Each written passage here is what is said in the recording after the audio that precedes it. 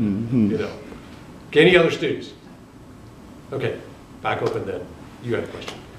I would like you to comment on the role of private individuals, nonprofit groups in preserving the parks, or even in creating the parks, and also the economic benefits of parks. Okay, so private individuals and organizations have always been the driving force in both the creation of and in probably its long-term preservation. That without that, it wouldn't happen.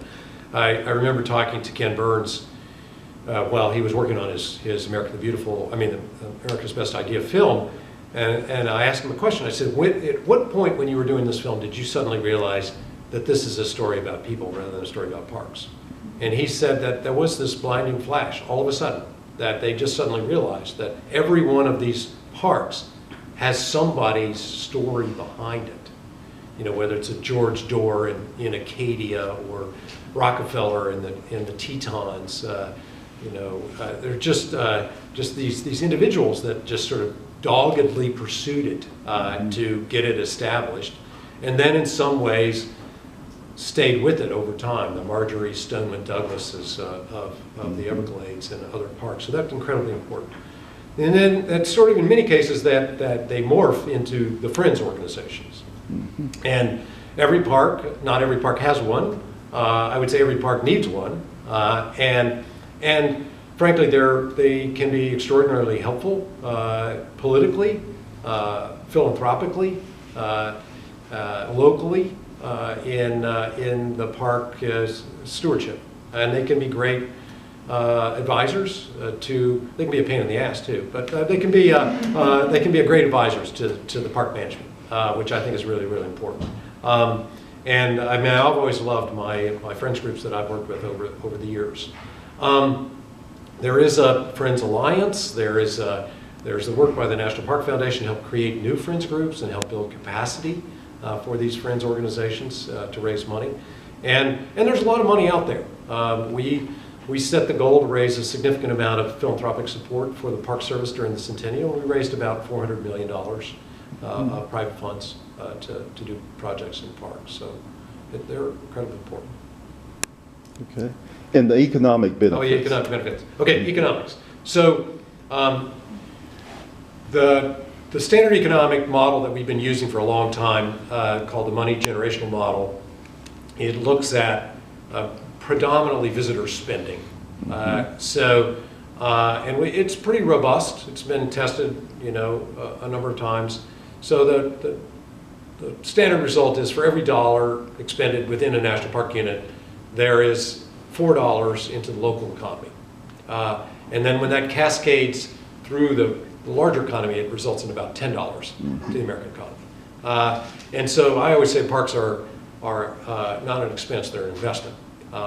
And you can see it, you know, go to Moab, Utah, you know, or Estes Park, you know, any of these gateway communities, and they are robust as a result of the presence of those parks, sometimes a little too robust in some cases.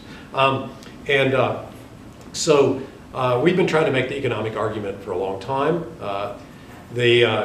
One of the projects that we worked on during my tenure is a new analysis of all the economic impacts, not just tourism, but ecosystem services, education. You'll love this one, the use of parks for movies. The opening scene in one of the Star Wars movies is, you know, in Arches, you know, and so parks are used for movie sets all across the country, of which we get basically nothing back on. And so Professor Linda Bilmes, who's a Harvard economist, has been writing a book on this. The book will be coming out next year. It's going to be called America's Best Investment, and it is going to do a full analysis. And the other thing that Linda did, along with Professor John Loomis at Colorado State University, is they did a survey of the American people on a willingness to pay. So it's a standard economic model. You go out and you ask the public, you know, through a statistical analysis about the willingness to increase their taxes by a certain amount in order for something to persist And basically, that's what they did for the national parks.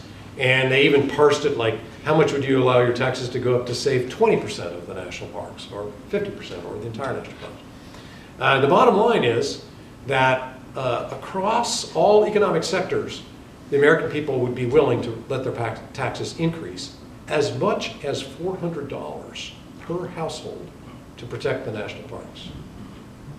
Currently, they pay 1/10 of 1 cent of their taxes go to the protection of the national parks. I like that delta.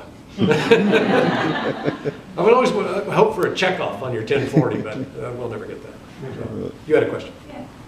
When you were speaking about